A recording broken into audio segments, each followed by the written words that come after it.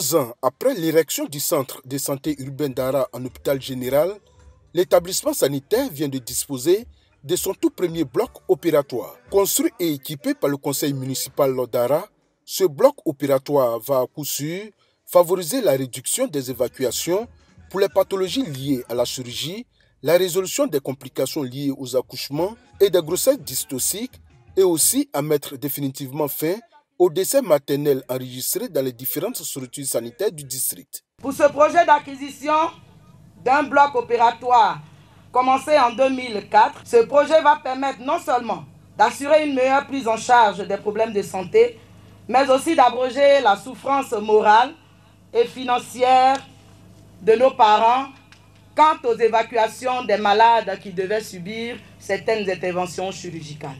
Pour l'année 2019, le nombre d'évacuations effectuées pour nécessité d'intervention chirurgicale se chiffre à 488 et pour la gynécologie obstétrique à 64.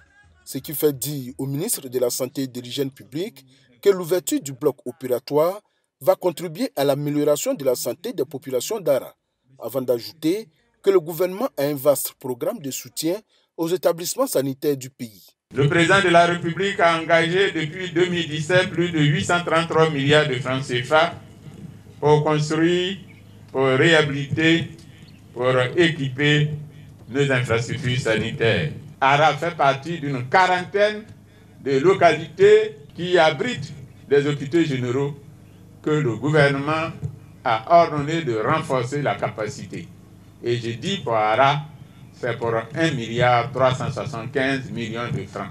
Actualité oblige, l'inspecteur général d'État Théophile Awandoli a exhorté les populations à respecter les mesures barrières préconisées par le gouvernement afin d'éviter le coronavirus. Je tiens à rappeler à nos parents que cette maladie n'est pas terminée. Elle est toujours là. Il faut continuer les gestes. Après la coupure du ruban, le ministre Akawele et sa délégation ont pu visiter le bloc opératoire entièrement équipé de matériel.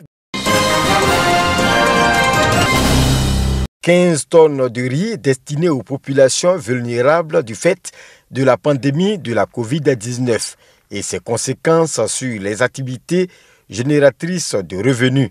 C'est un don du maire de la commune de Tabou à cette frange de la population qui a du mal à se nourrir. On a des problèmes pour manger. Moi, ici à Bokeh, il faut traverser l'eau, venir prendre des vivres. Moi, ce n'est pas facile. Quand on vient en ville, pour payer le riz manque. Donc, on est dans cette souffrance-là. Cette souffrance va être atténuée avec ces sacs de riz offerts par le maire de la commune. Au début de cette pandémie, nous avons demandé aux parents, aux populations d'observer les mesures barrières. Et vous savez que l'observation de ces mesures-là ont des conséquences. L'arrêt de certaines activités est ce qui a amené le conseil et moi-même à décider de soutenir ses parents après tout ce que le gouvernement a fait à travers ce don de vivres. Et ces dons-là sont destinés aux personnes démunies, les veuves, les personnes âgées, les personnes handicapées. On dit merci à lui. On dit merci trop même. Pourquoi? Je crois que dans un mois, 2 semaines, ça a marché bien. Par grâce à lui, on dit merci à lui. C'est ce qu'il a fait pour nous. Le gouvernement, tout le monde.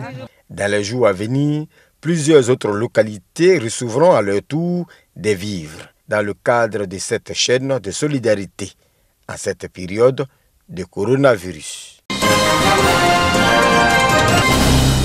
Face à la pandémie mondiale du coronavirus, le ministère en charge de l'Éducation nationale met tout en œuvre pour assurer la continuité pédagogique pour tous les élèves de Côte d'Ivoire. Les premières activités ont principalement ciblé les classes d'examen via la télévision, la radio et Internet. Pour prendre en compte les classes intermédiaires, un pool de spécialistes mandatés par le gouvernement a élaboré de nouveaux contenus exclusivement radio. Ces contenus concernent le programme du 3e trimestre de l'année scolaire.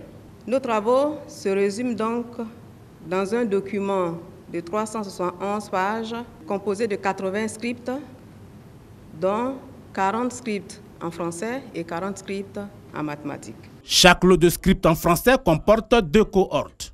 La première cohorte pour les classes des cours préparatoires et la deuxième pour les classes des cours élémentaires et des cours moyens. Ces contenus pédagogiques sous forme de script vont servir à l'enregistrement d'au moins 80 émissions radiophoniques. Les émissions à la radio ont l'avantage d'une meilleure pénétration du public qui nous concerne ici. Notamment quand on pense au relais que constituent les radios de proximité.